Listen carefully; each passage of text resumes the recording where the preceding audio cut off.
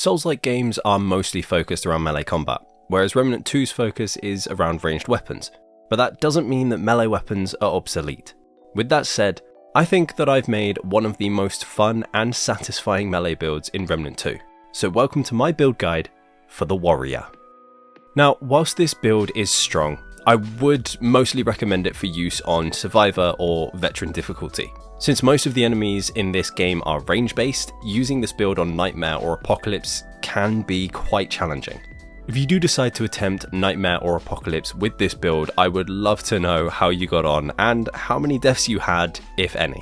Now, as usual, if you need any help finding items that are in this build, then head over to Abbey Hour or Lunar Gaming for some amazing Remnant 2 guide videos. And if you still can't find what you're looking for, then head over to remnant2.wiki.fextralife.com. This is the main hub for all things Remnant 2, and they're sure to have all the information that you'll need to find the items in the build. So, without any more delay, let's get into it.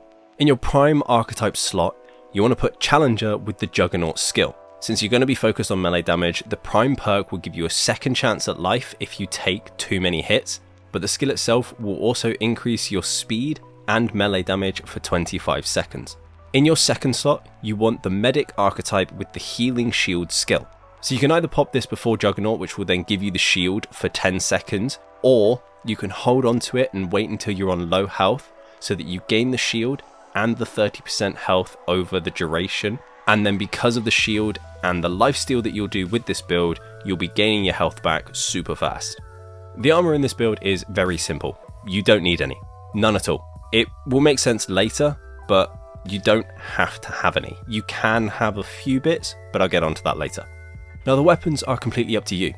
Since it's focused on melee, the long gun and handgun don't matter, so go nuts. The melee weapon also doesn't really matter.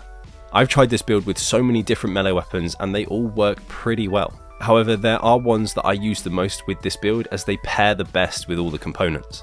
I like to use the World's Edge since it has a high DPS and an extremely powerful heavy attack. Although, because this is an Apocalypse weapon, I know that not a lot of people will have it. So I also use the Ritualist Scythe as it has one of the fastest and best DPSs for a melee weapon with its heavy attack. And I also use the Krell Axe, which I'll mostly use for the times that I can't really get too close to the enemies. This is mostly on Narud. You could also use the Hero's Sword for this, but I personally haven't actually tried it with the build. I kind of forgot about it. Now, on my melee weapon, I like to have either the Tainted Blade Mutator or the Shocker Mutator. These are great for some extra DPS and also some extra crowd control with the use of Shocker. But you can use whatever you want to. It's genuinely just personal preference. The Relic is once again up to personal preference. As usual, I like to use the Resonating Heart because it's a very powerful relic. But with this build, you might not need to use your relic that much anyways. Just make sure that you have the melee damage, melee critical damage, and melee critical chance relic shards active. This is going to help maximize your melee damage. Now, with all the base components done, let's move on to the important section. The amulet that you need for this build is the Matriarch's Insignia. This will increase your melee damage by 35%, whilst also giving you 10 stamina back on any successful melee hit, which is super powerful when spamming heavy attacks.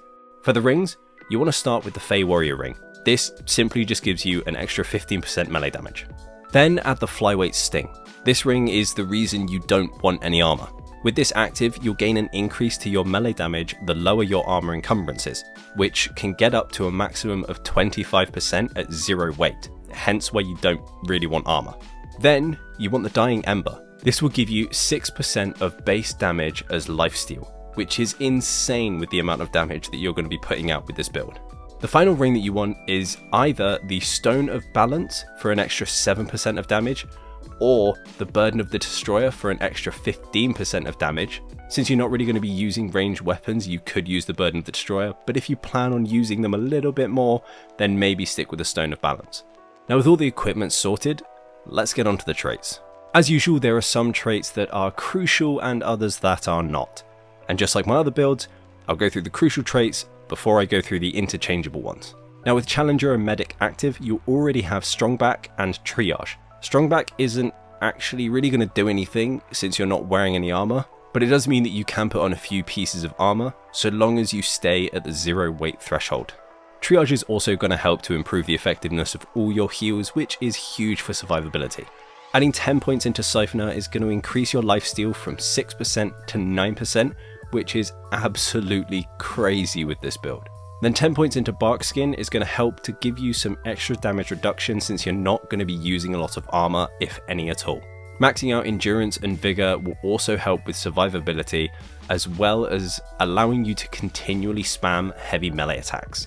Then add 10 points into Swiftness, Fitness and Recovery. This is going to increase your movement speed, your evade distance, and also give you some insane stamina regen. The last 20 points can be used on whatever you want, however I like to put them into Regrowth and Expertise to give me some base health regen, as well as reducing my skill cooldowns by 20%. And that's it. That's everything in the build. With this build, you'll be moving through the realms like an absolute demon. As I said earlier though, I mostly use this on Survivor or Veteran, just for fun. But if you do end up using it on Nightmare or Apocalypse, then do let me know. I'd be really interested to know how it went for you. Now as always, thank you so much for watching the video. If you do want to see some more gaming content and more Remnant 2 videos like these, then make sure to like and subscribe. It really helps me out massively. If you got all the way to the end of the video and didn't enjoy, thank you anyway for watching. I've been Deli.